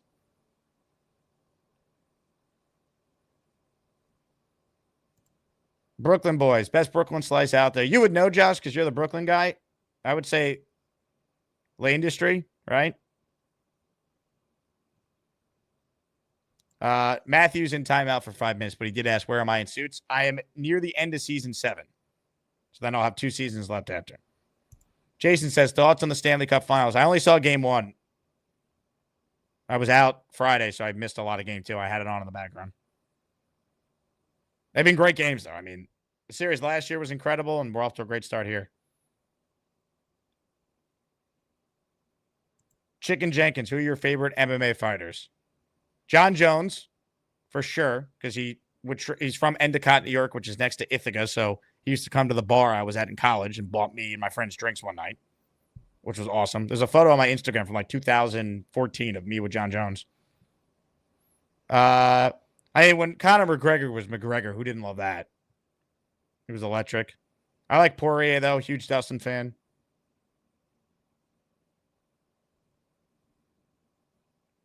Merab winning over O'Malley was interesting on Saturday, huh? Brooklyn Boy says, Jake, spin a wheel 1 through 10. Whatever it lands on is how many hours I study for the math final. I don't think you need to study at all. I think you have it all in here already. That's my advice. I hate math. Black Gypsy, what's the best restaurant you've been to, Jake? Ever or just recently? Ever. I mean, my favorite restaurant is Hillstone. I'm checking, like, my belly list to see if I could brainstorm some names. Are we counting, like, John's on Bleecker, like, for, like, a pizza? You know what? I'll give you an interesting answer here. Steak 48. Favorite steakhouse, favorite restaurant in Houston for me. It might be the best restaurant I've been to, though. Famous spot in Houston. They have other locations, too, now. But Houston is the OG, I believe. Incredible. Peter says, do you think you'll love Fields by the end of the season? I hope. I know you love him now. I'd like to see him do something for us first. I think there's a path for him to be good. I don't think that it's likely he's the long-term answer. I'm not buying it. Jason says, did you see the report the Steelers wanted Fields over Rodgers? I did, but if you remember what was going on then, they were trying to trade for Stafford. Fields wasn't going to wait around. And the Jets also said, you're the guy. We're making you the starter. Here's $30 million guaranteed. They wanted Fields because they would have gotten an answer from Fields quicker than Rodgers. I think it's a little misleading when it's like, oh, they prefer Fields over Rodgers. No, I think they wanted Stafford, and they were kind of wish-washy on Fields, but they were like, we'll take him and have him and Rudolph and figure it out as they're trying to get Matthew Stafford. Radical Bongos. Best hangover food. A bacon, egg, and cheese. Thunderlips. Most hated female character in a series. People are going to say, what, Skylar from Breaking Bad? I would say this. Tony Soprano's mother. Lydia Soprano. I think it was Lydia. Nick Bigelow. Favorite food spot in Jersey. Had it yesterday. Wawa. Gas station pizza, not a fan. But if it's from Wawa, I might consider it. But a sandwich from Wawa, or as they say in Jersey or PA, a hoagie, tremendous. Flight Right, have you been to the ESPN Bristol headquarters yet? I haven't had to because I could do all the radio work remote or go to the New York studios. So I have not been, no.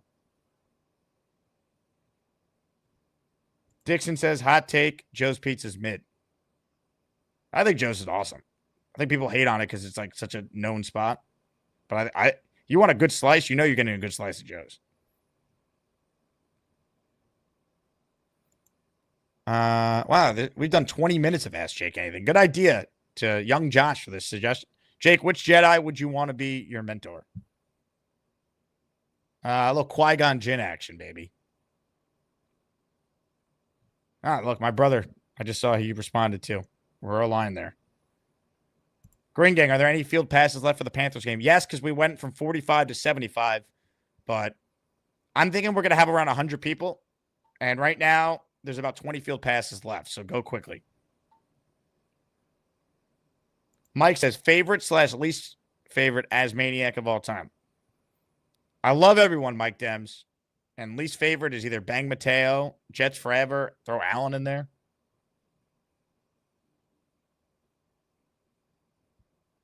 Dark Knight, calling a Yankee World Series game for ESPN or watching a Jet Super Bowl win? Jet Super Bowl win. I wouldn't want to call a Yankee World Series game. Now, if you told me I could be on like the post game and like react to a game, that's different. But play-by-play is not my thing. Favorite Star Wars movie? Either Revenge of the Sith or Empire Strikes Back. Rogue One is up there too. Phenomenal movie. Death Row Meal. Either the best steak dinner imaginable or a little chicken parm and pasta. Gary style, baby. What's my go-to donut order? Chocolate glaze from Dunkin' Donuts is my go-to. I had that on National Donut Day on Friday.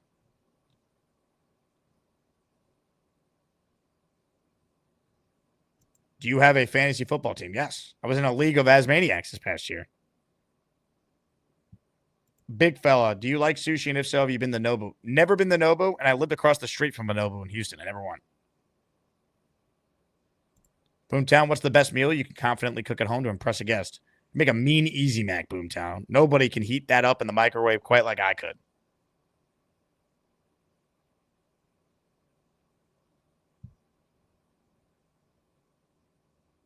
Mike says, what kind of car do you drive? Don't have a car. I drove a Nissan Rogue in Houston, but I have not needed a car since I moved home.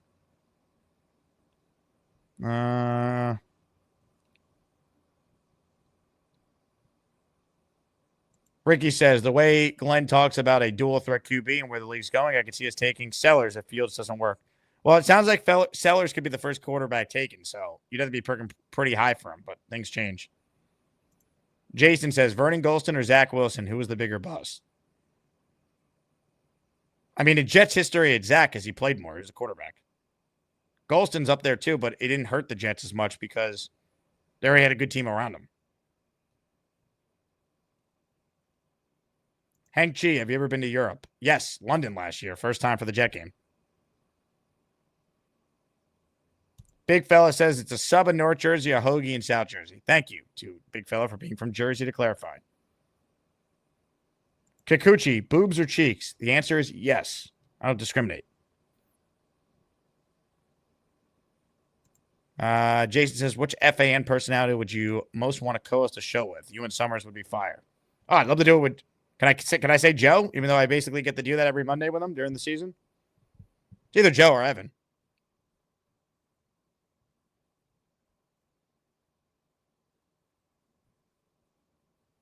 Brando's Cat's Deli any good? Yeah, it's an iconic spot.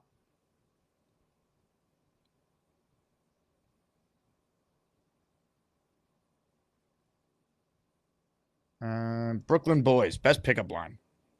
I don't use pickup lines, but I think they're funny.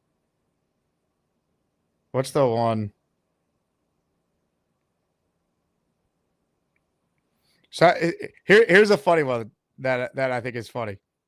Man, if I wasn't gay, just kidding, I'm not. After you wait for the person to respond. And then another funny one is, are you available to be hit on right now? Great one.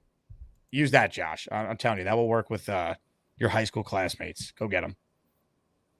Eric says, Cats is great, but a little overrated. Yeah, I mean, it's there's other places in the city to get a pastrami sandwich. That's amazing. But Cats is, it's a classic. Favorite Gorman moment? God. There's so many, man. I mean, there's been so many in the last month. I think the whole sequence with the couple at the diner, though, was just incredible. Charles Gorman. I mean, him with the razor blade the other day, him getting catfish live on the air, the whole saga when he was trying to get into the merch store and didn't have the password to get in, and I was feeding him phony passwords. The whole chicken soup saga, the initial call with that. Nick says, best tourist attraction you've been to in New York, Yankee Stadium or Madison Square Garden? Kikuchi, spend a day with BMAC or Allen? BMAC. Dakota says, Jake drives whatever Elon. I don't have a car, so I don't know what that means. Jimbo, what are your plans for Father's Day? I'm working Sunday on Father's Day, 4 to 8 on Mad Dog. So I'll be hosting a talk show. Eli, Xbox or PlayStation? I mean, I like both. I had an Xbox when I actually played video games a lot. What's the go-to order at Hill? It's Hillstone, but you have to get the Spanish and artichoke dip. It's the best in the world. That's what they're known for. Any of their burgers are incredible. The French dip is the best I've ever had. Salads are good. Their sushi is really good. Steak frites are excellent. It's all good.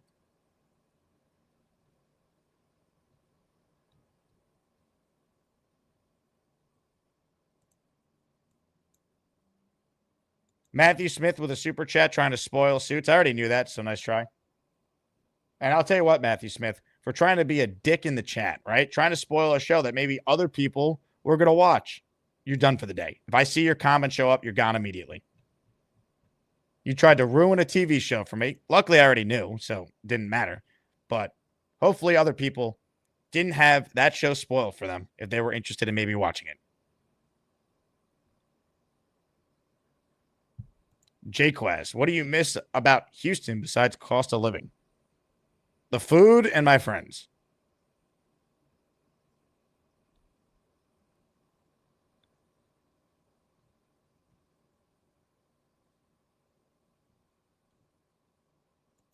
Jets worldwide. Who wins in a fight, Allen or BMAC? BMAC. Kyle Clifton with a great pickup line. If I could rearrange the alphabet, I'd put you and I together.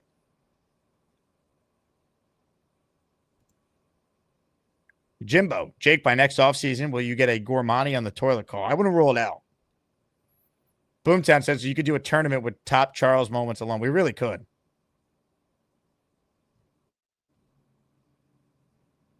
Jason, ever been to Israel? I've never been.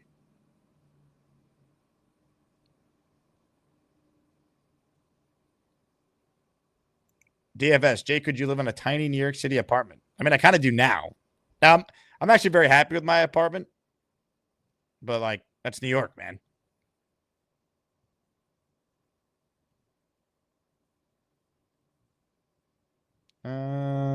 Let's see. Last chance here.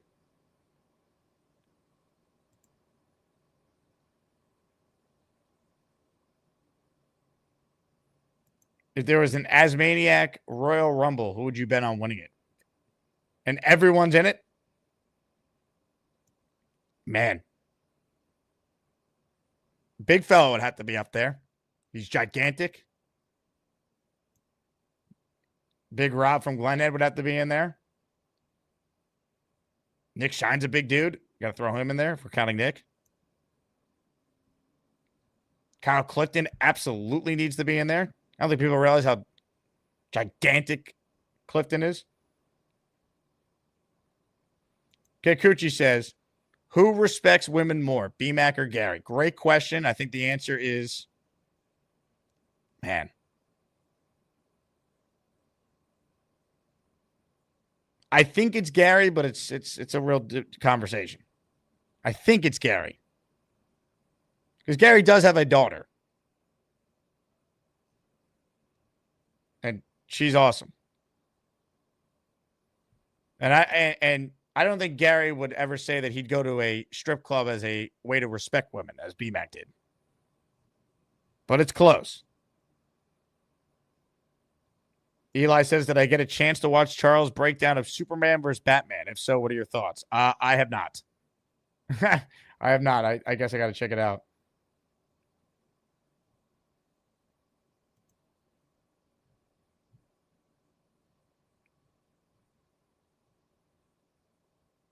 Oh, PBM would be a good one, too.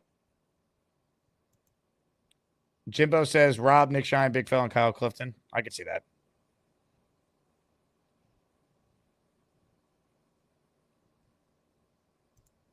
Jake, shot in the dark. Who would you guess wins Asmaniac Madness next year? Back-to-back for Bonesy or a new champ?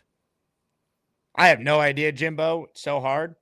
I could see Gorman winning it all next year because his calls have been so good so far this year, but we'll see if that translates to, 8 months from now. Who knows? Great question. Jason, who do you want to be the next Knicks head coach? I would take Jason Kidd. I would take Mike Malone. Doesn't sound like they're interested in him. I'd love Ime Udoka. I don't think there's any chance of that happening based on what I know about that situation. Who'd be the worst hire? Look, I don't like the idea of hiring someone who's never been a head coach before. That scares me. I don't know if Johnny Bryant would be terrible, but I guess I'd rather him than like Mike Brown or some of the other names have been suggested. Big fella says, Charles got rid of the bath mat. I blame Roseanne. He got rid of the Batman bath mat? What happened? Also, King Lowski, I could see winning it all next year in Asmaniac Madness. Ralphie's on it. The revenge tour for the King. Mighty Buffoon wants to know who's got more stains on their clothes, Gorman or Beast? I'm gonna say it's Beast. All right. We're almost done here. Bonesy says I shouldn't be in the tournament next year. New champ every year. No, you got to be in it. We can't do that. Every year there's a chance to go back to back. Be a dynasty of Asmaniac Madness. Imagine John Wooden was like, we don't feel like being in the tournament this year. We're good. We can't have that.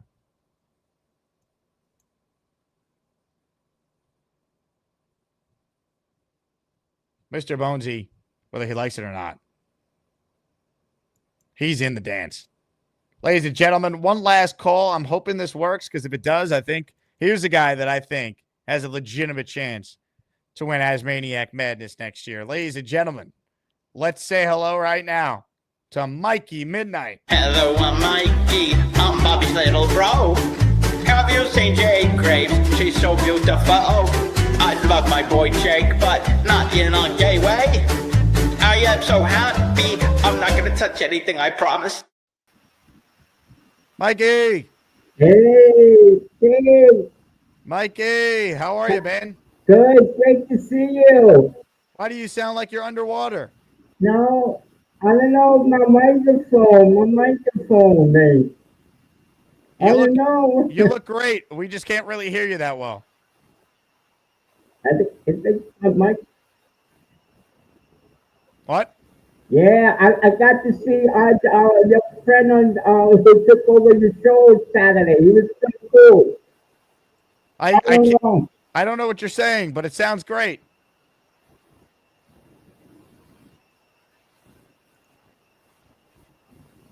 Yeah, Colin Long. You know Colin Long? He was a good guy. I liked him. He's a nice person. Connor Long's a great guy.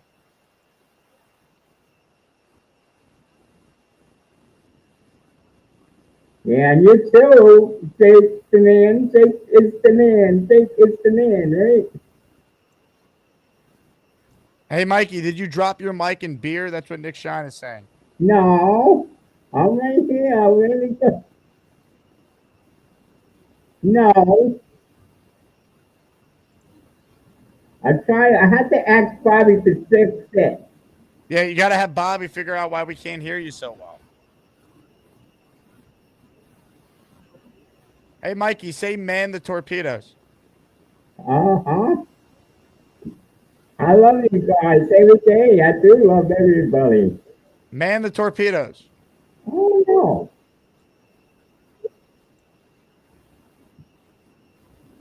I don't know. I have no clue.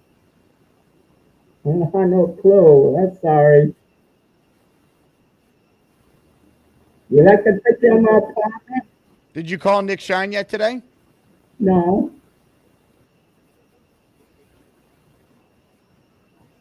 Not yet. He could call me. Are you Tell sitting him on to your mic? Call me.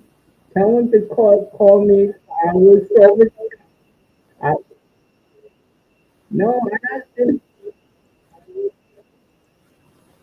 Say, I can't do it, Captain. I don't have the power.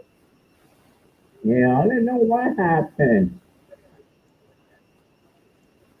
I'm the captain. I don't have the power for my microphone. Hello, I'm Mikey. I'm Bobby's little bro. Have you seen Jake Graves? She's so beautiful. I love my boy Jake, but not in a gay way. I am so happy. I'm not gonna touch anything, I promise. Well, we tried, Mikey, but we will get this figured out. We're going to need Bobby Midnight to help his brother figure out why the microphone for Mikey is not working. Sounds like he's underwater.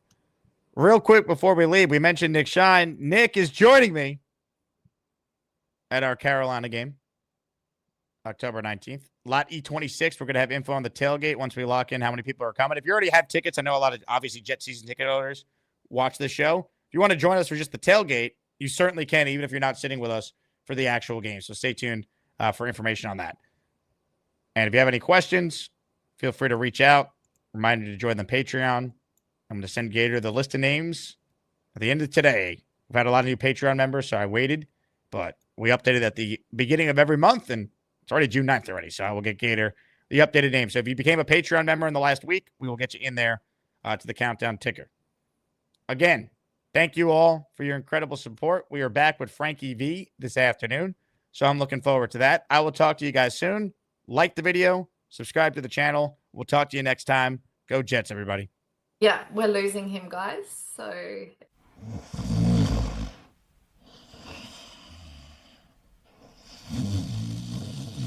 let me ask you this, though. This is why I think you need a nap. Yesterday, you confused Gary for his wife, and this happened. Oh, is that Gary's wife? Hi, Gary's wife. Oh, there she is. Very good looking. You realize that was Gary, right? You called Gary good looking there. I thought it was. No, I must have been tired. you're all fucking idiots. I'm going to need you to stop hitting on Gary, Bobby.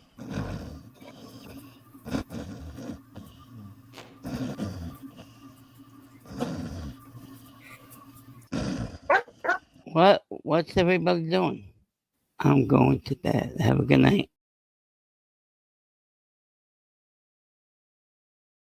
Bobby, you really need to calm your freaky down, cause I'm not there to help you.